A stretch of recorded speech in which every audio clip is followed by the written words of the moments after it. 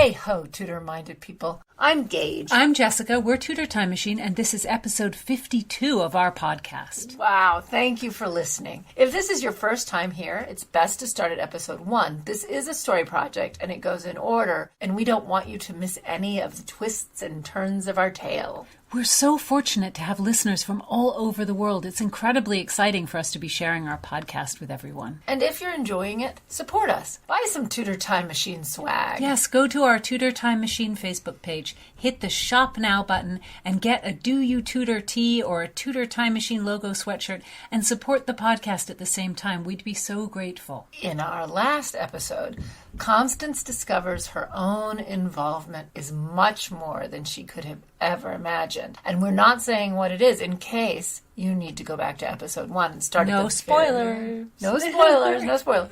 Anyway, Constance is desperate to find a way out. After the reading, we'll have some fun discussing the history beyond our tale and making connections between then and now. Read on, Jessie. Chapter 52, The Garden of CECIL House, in which Constance discovers the nature of Rutland's love. Constance ran, her skirts held high, down to the river and west along the bank. Rutland would help her. She loved Rutland. Rutland loved her. He would untangle these threads. He would save her. She ran toward CECIL House. She did not care who looked. She did not care that she lacked a cloak or hat. She would go to Rutland. Icy water lapped at her feet. Mud was everywhere, and the wind beat her back, but she pushed on. Hell's fury, she would not be deterred. Her chest heaving, she reached the grounds, and stumbling around the back of CECIL House, she pulled a stone from the path and hurled it with all her might. The rock struck the wall, missing the window entirely. She tried again. This time it bounced back, striking her forehead. Fie! Pitikins, fie! No blood, she noted. Small favours. A head popped out. Rutland? No, it was Bacon. "Who's there?" he demanded.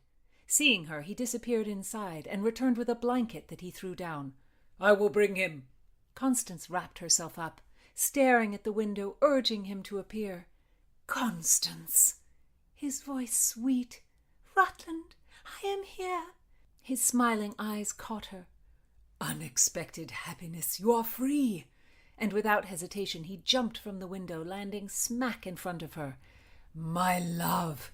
He gathered her up in his arms. "Sweet sir, my love, my hope, my own soul." "You must appear under the cover of night always. See how it warms you." He leaned over her, brushed his lips on her cheeks, and opened his mouth and kissed her gloriously. "My usk ad aras." A friend to the extreme.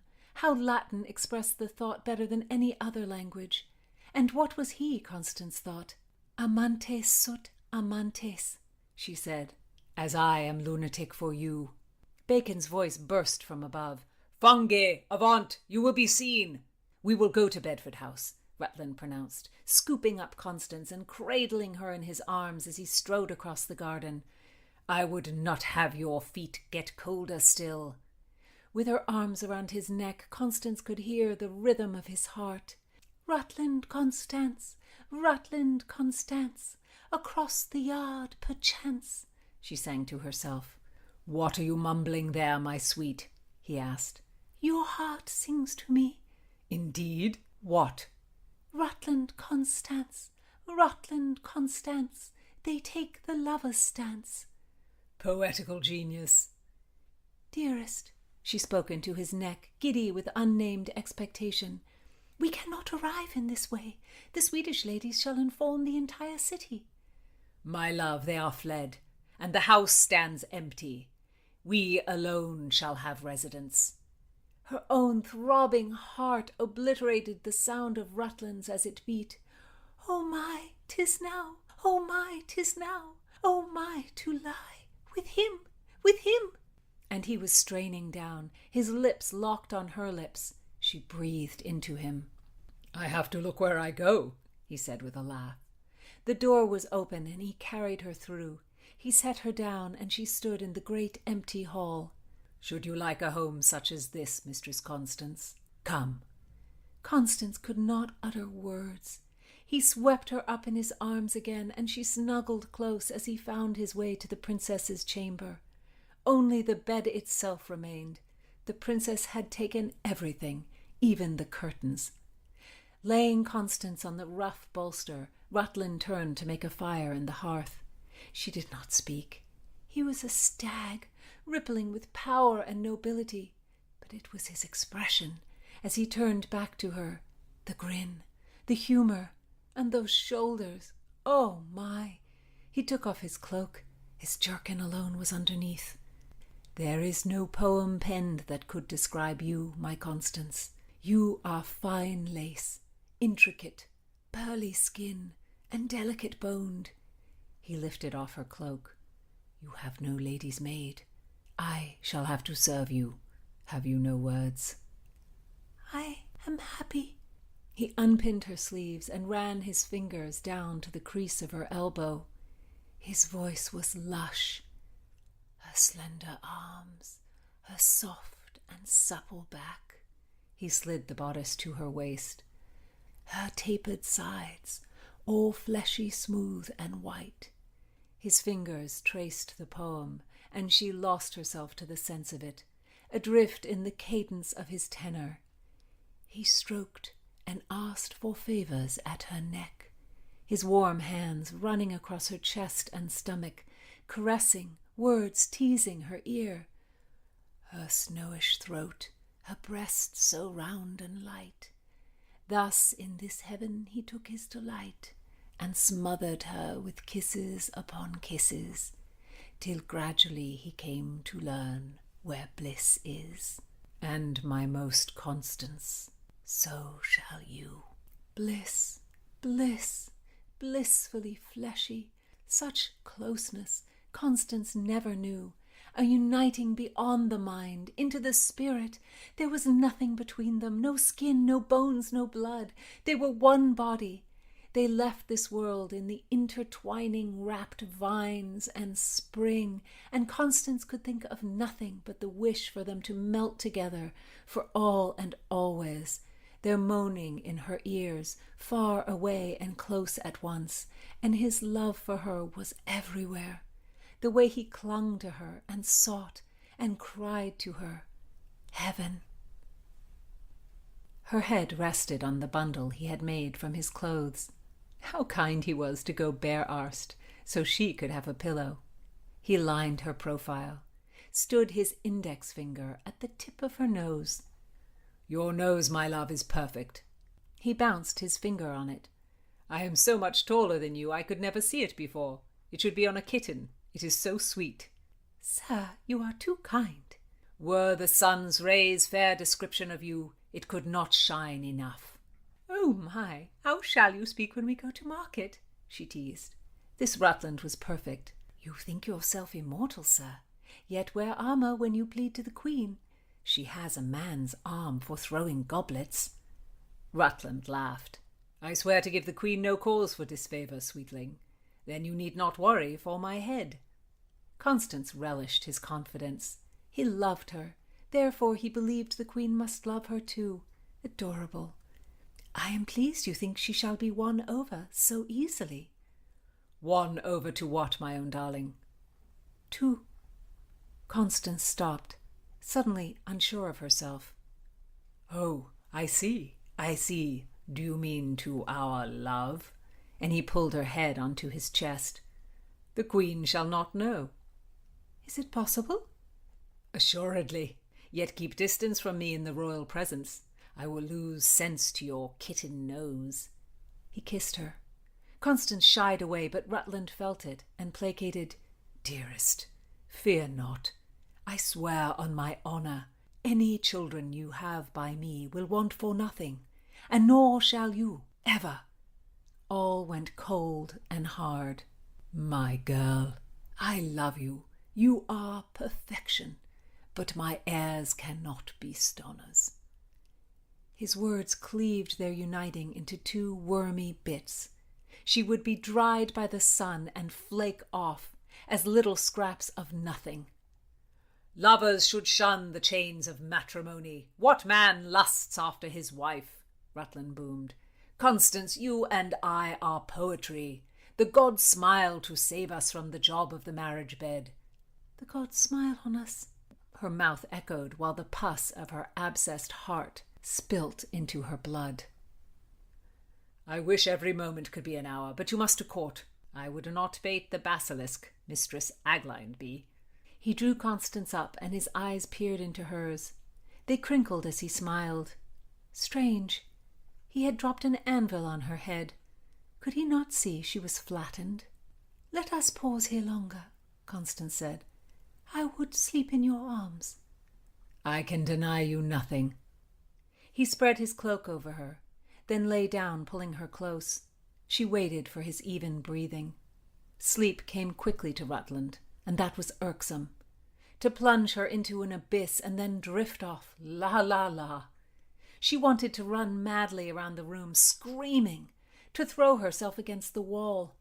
Rutland did not have the feeling for her she had been so sure of, so very sure of. Only a demon feigned such poignant touch. Only a demon denied that a great love gutted the power of a name. The pain of breathing. She was dry inside. She could not cry. She was a jade, a sneak, a suspect, shackled to Charles Paget, run down by the CECIL blackmail, by her aunt, by her Stonor name. Her existence would be nothing but plots, spying, and lies. She must end her life. It was a tragedy, and did not all ladies who loved too truly die? Romeus and Juliet, with Romeus's dagger drawn, her heart and yielded breast desireth to accompany her lover after death. Though that did not fit, as Romeus loved Juliet enough to die for her. Hers was the tragedy of women who died alone. Cleopatra, Dido, Guinevere. No, Guinevere did not die. She became a nun. A nun, oh, Charles Paget, the illustrious brotherhood, oh! Where was Rutland's dagger? She would arrange herself near the fire and stab herself in the breast. Should she dress first or die naked? To be cold as ice just before death was fitting. She would hold the dagger before her and plunge it in. But no, stabbing herself was so messy. She could not do it. Poison. That was tidy. But there was no poison in this house. There was nothing. Unloved. She was unloved. Yet she could not die because she was unloved. She should get up. If she did not get up, Rutland would wake, and she would have to listen to his babble, his insulting compliments. Or she could die.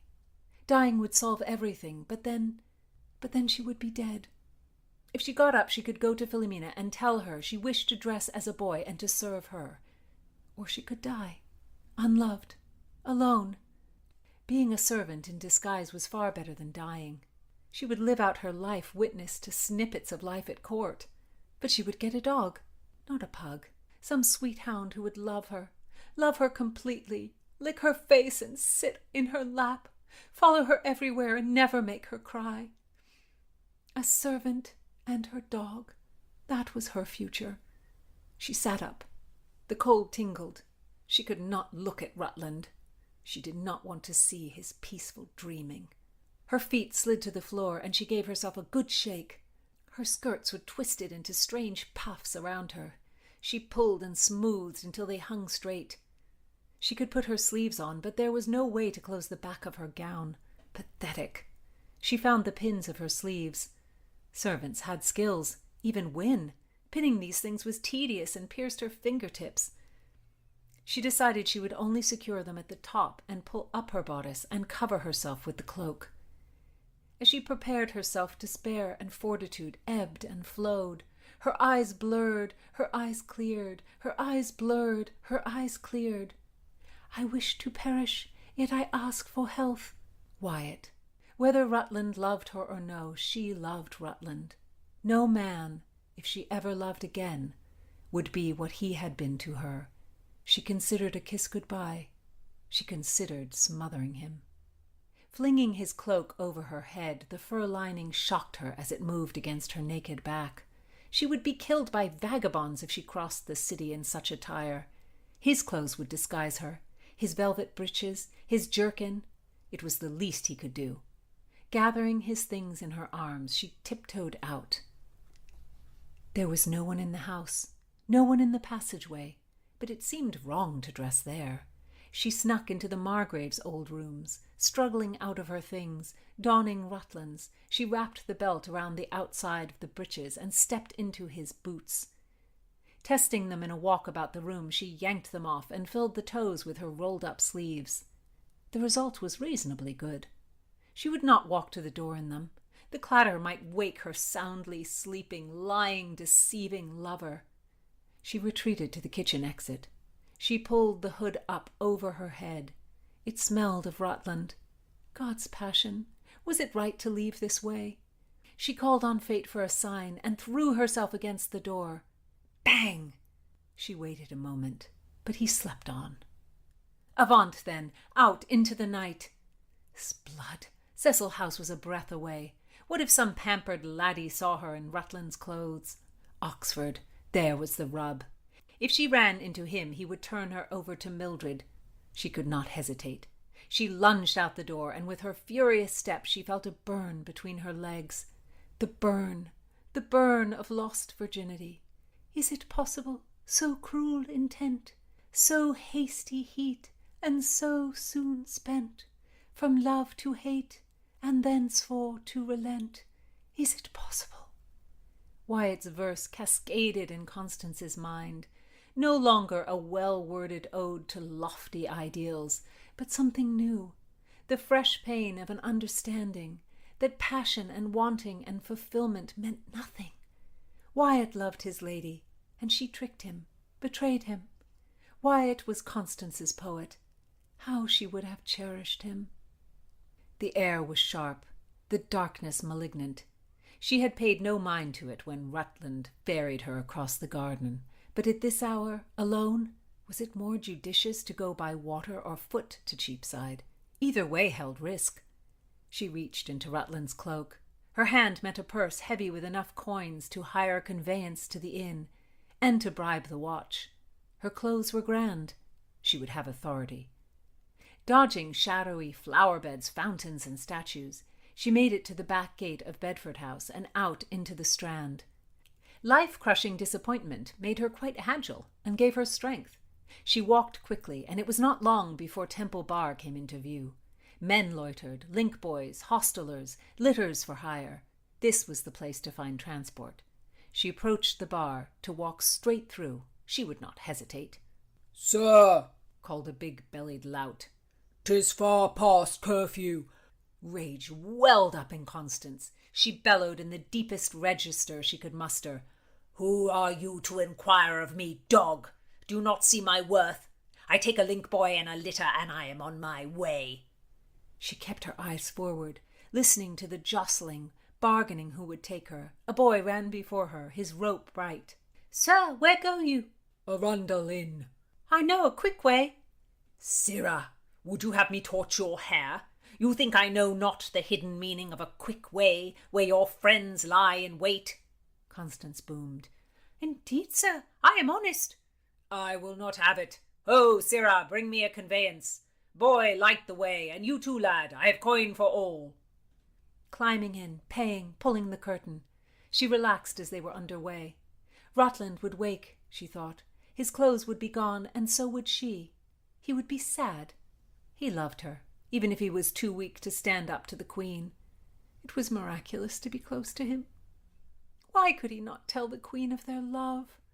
Why could Rutland not help her, pull her out of this swamp of her family and the Countess of Lennox? What kind of chivalry had Rutland? None. She could be Philomena's servant, or she could go home to Stonor. No, she could not go home. She had run away from Charles Paget and from conspiracy. Her aunt would never forgive her. There was nowhere to go. She was trapped. The Arundel Inn could be her only destination. My heart goes out to Constance. She thinks the situation is one thing and he thinks it's another. She genuinely can't see another way out. And she thinks that Rutland is so in love and so powerful within the court that he can solve all her problems. And things don't work like that. It's not as if Rutland is at the top of the great chain of being. Do you mean he's God? Oh, whoops. I guess I kind of meant king. But Constance may believe in what we now call true love, the idea that love holds such magic that it would change behaviors, transcend class, save the lovers. But that is actually not the way love is considered in this time period. No, true love, as some people call it, is usually considered an 18th century concept. This idea of true love is in magazines from 1740 on, and like most things, reflects the times that it's in. You think so? I mean, absolutely. Currently, we're in a very scientific time, and so many of the ideas about love reflect that. And the idea that love is a biological imperative for finding a mate, or that love and attraction is simply the release of dopamine, or that one chemical makes us feel lust and another attachment. We're seeing it all through science. Well, I guess I see your kind of depressing point. While some people, even today, may think love is a duty to God or personal fulfillment and satisfaction, the popular articles take a very scientific approach. And in the 18th century, there was a growing wave of individualism. And with that, love became a singular, not a community event. The love of one individual for another. A love match. But even though in the 18th century there was that idea of the love match and the idea of an individual, there were still societal rules of first love, what you should do and say, because there was still an idea of executing love in a correct way. Not just any old love can be true love at first sight. It's a way that you immediately feel a deep kinship with someone. The trick is, I suppose, is that both people must be feeling it even if you don't know the person. But it does have a strong objectification aspect to it. In our story, Charles feels he has a special connection to Constance, but it's based entirely on his own ideas about what he values. He doesn't see her as a person. He doesn't listen even one bit. He has no idea what she's really like. He can objectify with the best of them. It's around her goodness, around her godliness, things that he's convinced himself to value over everything else. Not her hotness. No, hotness could lead him to hell. So he would say angelic beauty, even though he would feel it as hotness. He would call it angelic beauty. But this is how things are at the time. In the beginning, Constance uses the same types of measurements, and she intends to marry Charles, so she assumes they will have love. I think that's a common hope in arranged or close to arranged matches. In the Valentine's Day rituals that we talked about, whoever you set eyes on or chose by lottery could be your love for the day or your Valentine. And you went with it. You didn't wait and see if they liked anything you liked. But there was so much less choice, and expectations were strong, and there just wasn't the possibility of developing as many preferences. People didn't spend so much time alone with each other before they got married. They didn't live together before they got married. And they didn't have as much choice. They wouldn't decide to have kids or not have kids, to have pets, to not have pets. Well, you had kids. To start the organic farm or not start the organic farm. I mean, you were sort of in your place, right? Yeah, you had kids if you could have kids. And hopefully they survived. And in Tudor times, love that affected a person outside of marriage is more of a crazed force that can make you a fool or actually an ass or a donkey, as in Midsummer Night's Dream. And love can lead you to your own destruction. It wasn't a way of redeeming you as a person, finding true love. So marriage was just part of the mechanics of society. During the Tudor period, very little is about your personal preferences because of the great chain of being, and that chain has a specific order.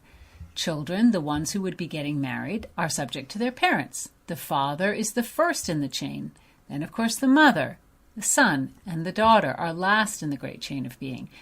But the boys were also compelled to marry in a certain way. Men had more choice perhaps than women did, but they also didn't have a lot of choice.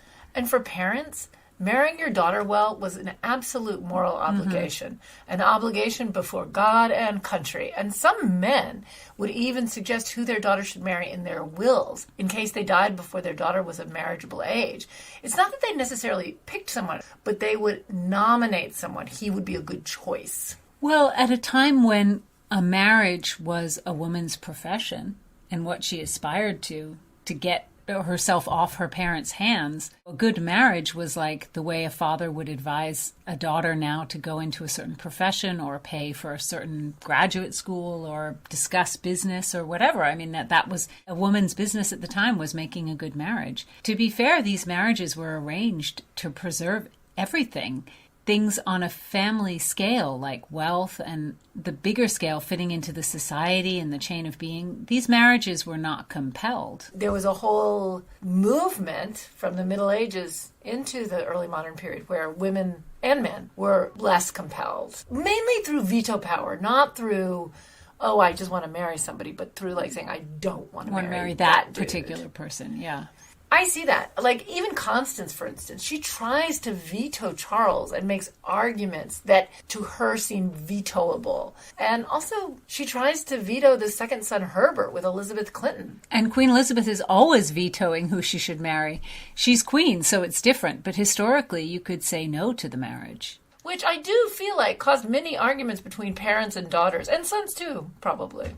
Well, I mean, we talked about Henry VIII's sister, Mary Tudor, who wanted to marry someone else, and Henry made a deal with her that if she went along with the marriage that he wanted for her to the King of France, she could marry who she wanted to the next time. She sort of threatened to veto the marriage a little bit. He had to work with her. But I think many daughters were brought up to believe that marriage and family is the way to lead a godly life. And when Constance tried to veto her marriage to Charles, she argues that he's not fulfilling his duty, his moral duty. And if you're a young woman who wants to run your own household, to have stature in town, marriage is the only thing. Even if you don't want those things, marriage was the only thing. Being a nun wasn't even an option after all the monasteries were closed. It wouldn't be an option to Constance at this point if she wanted to stay in England. She'd have to leave the country to be a nun. That's why entering into a relationship is so serious. Marriage is about the whole family and also the land.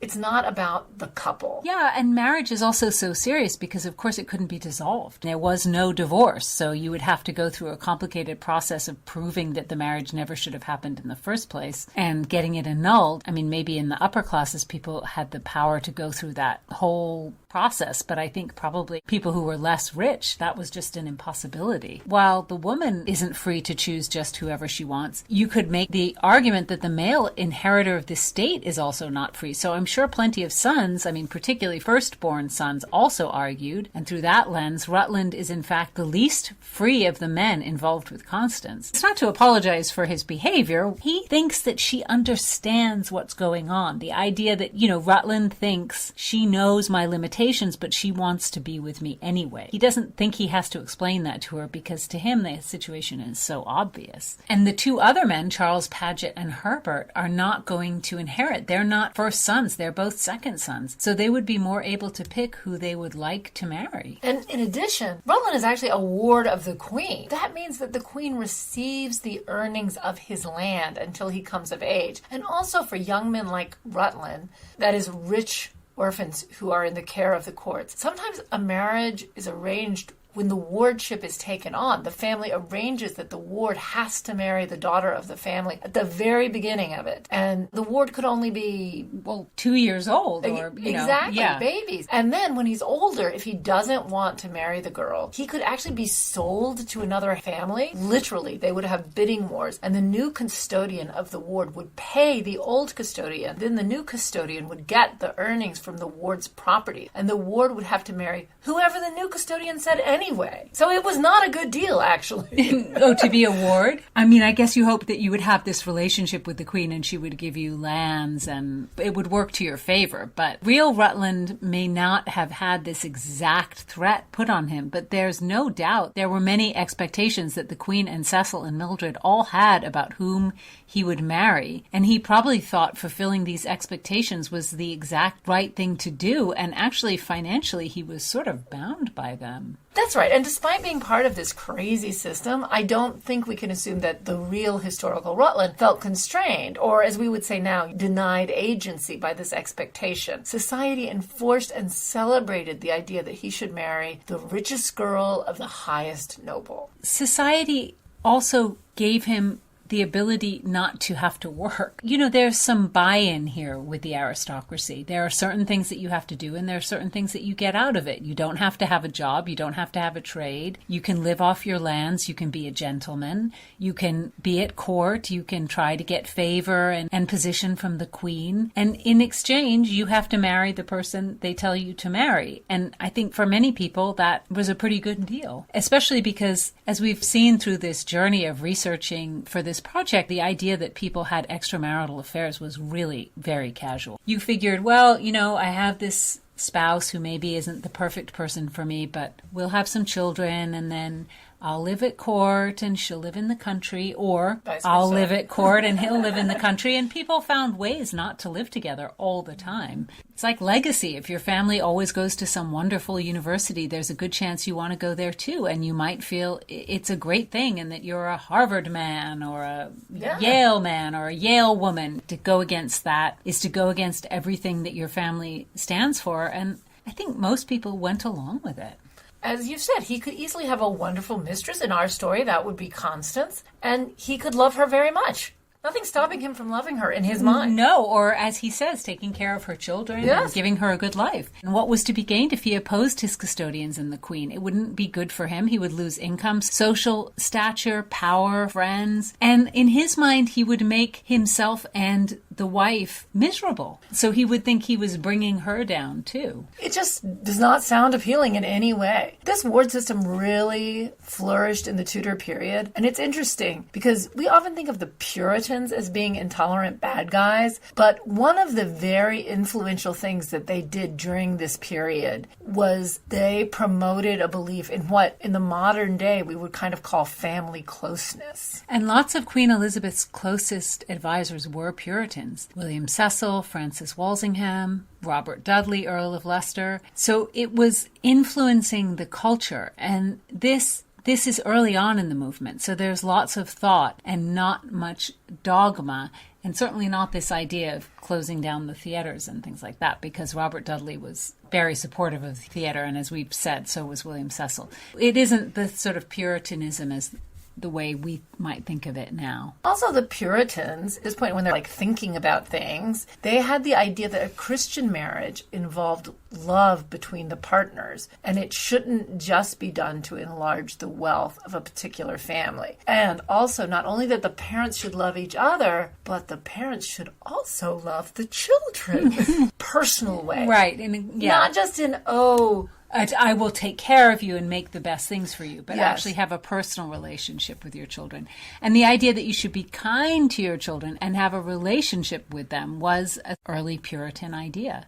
And it's what we would now think of as kind of a nuclear family. It puts the idea that Mildred Cecil was a Puritan in a different light than we might hear that word now. From what we know about her, which is, in my opinion, not enough, she was close with her children and with her husband. And maybe that sprang from all these ideas she was thinking about. It's a bit of a circular question, isn't it? I mean, was she attracted to being a Puritan because it supported ideas and values she believed in? Or did it appeal to her and change how she thought of things? Some of both. But it didn't catch on right away with most of the nobles because the Puritans had different moral standards. They believed both women and men should be faithful and that adultery was wrong for men as well as for women. The Puritans promoted the idea that you should marry someone you were attracted to and not just someone for money. But this didn't really become a serious wave in culture until the mid or late 17th century. It affects so many, can I say, systemic things. It's a huge change. Rutland feels like Constance as a mistress is perfectly fine. But if you have to have a love match to be a good Christian? Constance wants a relationship that involves love, but she would need a huge dowry to marry a man like Rutland. At this time, for a peer as high as Rutland to really consider any type of attraction, it's probably not in the cards for him. From 1540 to 1569, 54% of all men who were titled peers married women of that same tiny class. And actually, the genetic effects, they didn't call them genetic effects, they became evident. You could see that they were too inbred. Under Henry, there were some high city officials' daughters that married into the aristocracy, and Henry would often raise the merchant family to nobility. But Elizabeth Elizabeth actually stopped that. There was only one intermarriage between the merchants and the aristocracy from 1561 until 1590. That's a long time. Wow. Let's not say that Henry did it out of some sort of sense of fairness or egalitarianism. No. How could we attribute those things to Henry? It was because Henry always needed money, and the merchants were making money, and the peers were spending it.